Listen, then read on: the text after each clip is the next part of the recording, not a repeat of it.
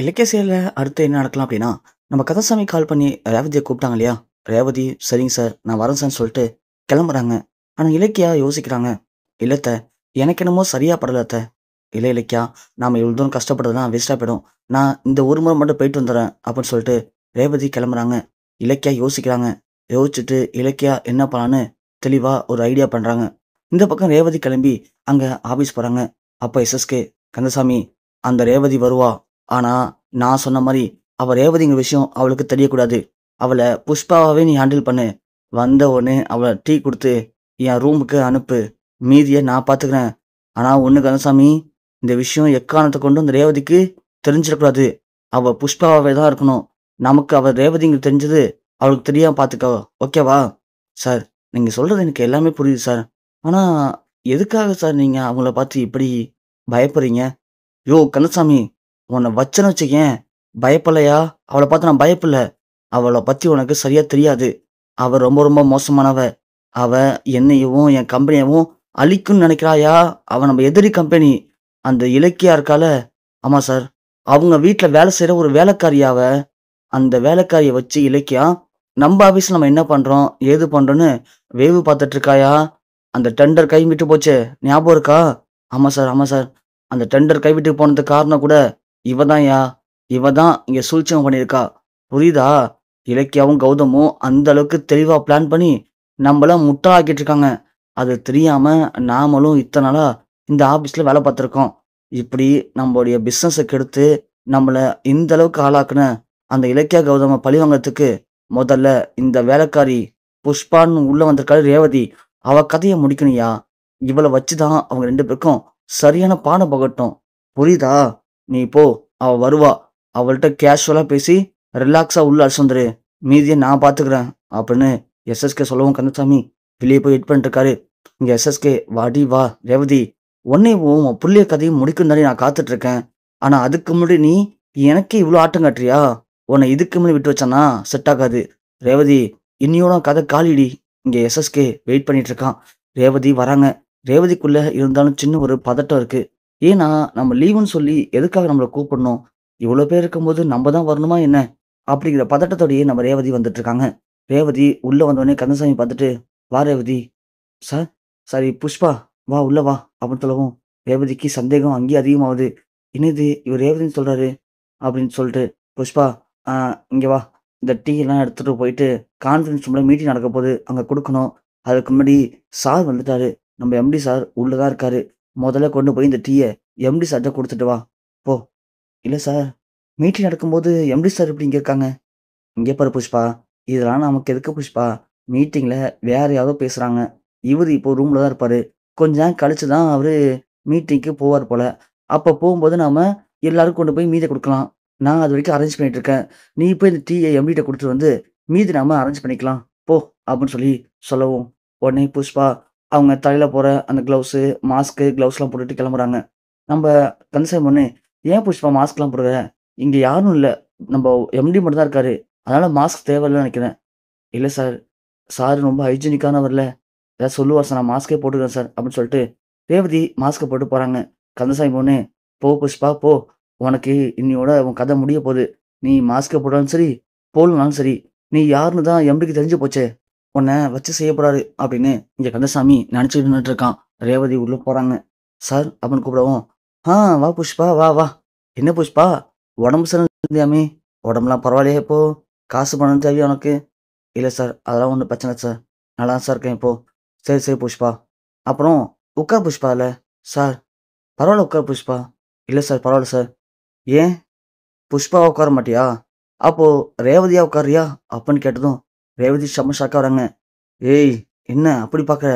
எனக்கு இன்னும் எதுவும் தெரியாது. இந்த எஸ்எஸ்கே முட்டா பையன். அவன ஈஸியா ஏமாத்திட்டு இருக்கலாம்" அப்படின்னு அந்த இலக்கியா கூட சேர்ந்து என்னையவே ஏமாத்த திட்டம் போட்டிருக்காளே. "இங்க பாரு ரேவதி, நீ யாருன்னு எனக்கு தெரிஞ்சு போச்சு. இவ்வளோ நாளா இந்த ஆஃபீஸ்ல நடந்த எல்லா கலவரத்துக்கும் காரணம் நீ தான். நீ தான் அன்னைக்கு இந்த ஆஃபீஸ்ல ஃபயர் ஆக்சிடென்ட்ட ஏற்படுத்தி வச்சிருக்க. அந்த டெண்டர் விஷயத்துல இலக்கியாவுக்கு சாதகமா நீ தான் இங்கேருந்து உளவாளியா வேலை பார்த்துருக்க. இப்படி எல்லா தப்பையும் இலக்கியா உன்ன வச்சு தான் பண்ணியிருக்கா. உன்ன என்னைக்கு நான் முதல்ல பார்த்தனோ அன்னைக்கு கொன்னு போகணும்னு தாண்டி நெனச்சேன். ஆனா உனக்குன்னு ஒரு புள்ள இருக்கான்னு சொன்னியே, அவனையும் சேர்த்து கதைய முடிக்கணும்னு தான் இத்தனை நாளா காத்துட்டு இருந்தேன். ஆனா இப்பதானே தெரியுது, நீ எனக்கே இவ்வளோ பெரிய கொறச்சு கொடுப்பன்னு நான் யோசிச்சு பார்க்கல. ஏதோ சொல்லுவாங்கல்ல, "மூட்டை பூச்ச மடியில கட்டினா இப்படிதான் நடக்கும்னு." அத நீ எனக்கு நிரூபிச்சு காட்டிட்ட. இதுக்கு மேல உன்ன சும்மா விட்டு வச்சேன்னா வேலைக்கு ஆவாது. உன்ன என்ன பண்ண போறேன்னு மட்டும் பாரு. அந்த கார்த்திய கடத்தி வச்சு, அவன் மூலியமா கௌதம உள்ள தள்ளி, கௌதம்ட்ட இருக்க சொத்து எல்லாத்தையும் புடுங்கி, கார்த்தியவும் ஏமாத்தி, சொத்தெல்லாம் நான் அடையலாம். அது மட்டும் இல்லாம, கௌதம நிரந்தரமா ஜெயில்லயே இருக்க வச்சிடலாம். அந்த கார்த்தி, அஞ்சலி 2 முட்டா பயல்களையும் எனக்கு அடிமையாட்டம் போட்டு பயன்படுத்திக்கலான்னு எம்புட்டு பெரிய திட்டம் போட்டுச்சுன்னு தெரியுமா ரேவதி? ஆனா எல்லாத்தையும் நீ சல்லி சல்லியா கெடுத்துட்ட. உன்ன பார்த்தா எனக்கு அவ்ளோ எரிச்சலா இருக்கு. நீ மட்டும் அன்னைக்கு அந்த நாகுவ, அவன் ஒரு லூசு பய.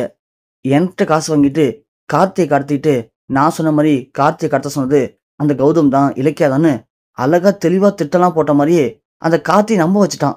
ஆனா கடைசி நேரத்துல அவனோட புள்ளைய இலக்கியா காப்பாத்திட்டாளாம். அதனால பெரிய நல்லவன் மாரி நான் மாறிட்டேன், நல்லவன் ஆயிட்டேன் அப்படின்னு டக்குன்னு கட்சி மாறிட்டான். ஆனா அவனையும் போட்டு தள்ளிடலான்னு சொல்லி கடத்தி கொண்டு வந்து ஆபீஸ்ல வச்சேன். ஆனா நீனு அந்த இலக்கியா கூட சேர்ந்துக்கிட்டு கார்த்திய காப்பாத்த போறோம், கௌதம காப்பாத்த போறோம்ன்னு சொல்லி இந்த நாகுவ என்கிட்டருந்து கொண்டு போயிட்டீங்க. அன்னைக்கு மட்டும் நீங்க நாகுவ இங்கேருந்து கொண்டு போகாம இருந்தனா, அதுக்கப்புறம் கோர்ட்ல கார்த்திய கடத்துனது கௌதம், இலக்கியா தான்னு ப்ரூவ் ஆயிருக்கும். கோர்ட்ல கண்டிப்பா கௌதம்க்கு ஆயுள் தண்டனை குடுத்துருப்பாங்க. கௌதம் கடைசி வரைக்கும் உள்ளேயே இருந்திருப்பான். அப்புறம் இந்த கார்த்தி, கார்த்திய வெளிய கொண்டு வந்து கார்த்திய கடத்துனது இலக்கிய கௌதம்னு அவனையும் முழுசா நம்ப வச்சிருந்திருப்பேன். அவனும் அத அப்படியே நம்பியிருப்பான். அதுக்கப்புறம் கௌதம்ட்ட இருக்க எல்லா சொத்தும் கார்த்திக்கு மாறியிருக்கும். கார்த்திட்டருந்து என் பேருக்கு மாறியிருக்கும். இருந்தாலும் கௌதம் குடும்பத்தையே ஒண்ணும் இல்லாம, உருத்தெரியாம அழிச்சிருப்பேன். ஆனா இப்படி என்னுடைய எல்லா திட்டத்தையும் கெடுத்துட்டு, இன்னைக்கு என் முன்னாடி நிக்கிறியே அப்படின்னு ரேவதி கழுத்த புடிச்சு நெரிக்கிறான் நம்ம எஸ்எஸ்கே. ரேவதியும் விட்றா, விட்றான்னு கத்துறாங்க. டக்குன்னு பார்த்தா கதவு தொறந்துட்டு ஒரு ஆள் உள்ள வருது. அத பார்த்தோன்னே எஸ்எஸ்கே செம்ம ஷாக்கா வரான். யாருன்னு பார்த்தா அது வேற யாரும் இல்ல, நம்ம கார்த்தி. கார்த்திய பார்த்தோன்னே எஸ்எஸ்கே, "கார்த்தி, நீ என்ன பண்றீங்க?" அப்படின்னு சொல்லவும், "முதல்ல அவன் கழுத்துலருந்து கைய எடு மொதல்ல" அப்படின்னு சொல்லவும், கார்த்திய பார்த்து நம்ம எஸ்எஸ்கே, "இல்ல கார்த்தி, இவ என்ன காரியம் பண்ணா தெரியுமா? ச்சீ! போதும் நிப்பாட்டியா? நீ பேசின எல்லாத்தையும் நான் கேட்டு தான் இருந்தேன். இன்னும் என்ன சொல்லப் போற? ஆக மொத்தம் என்ன கடத்துனது அப்போ எங்க அண்ணனும் அண்ணியும் கிடையாது. நீ தான். எல்லா திட்டத்தையும் நீ தான் போட்டுருக்க. என்கிட்ட இருக்க சொத்துக்காகவும், எங்க அண்ணன பழி வாங்கணுங்கிறதுக்காகவும் என்ன நல்லாவே பயன்படுத்திக்கிட்ட. ஆனா இது தெரியாம நான் தான் முட்டாள்தனமா உன்ன போய் நல்லவன்னு நெனச்சேன். உன்ன மாமான்னு நெனச்சேன்.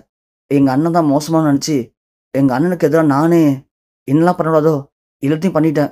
ஆனா எல்லாரும் சொல்லும்போது கூட எனக்கு புரியல. கடைசில நீயும் உன் வாயால உண்மைய சொன்ன பாத்தியா? இதுக்கு மேலயும் நான் உன்ன நம்புறேனா? என்ன மாரி முட்டாள் பய யாரும் இருக்க மாட்டாங்க.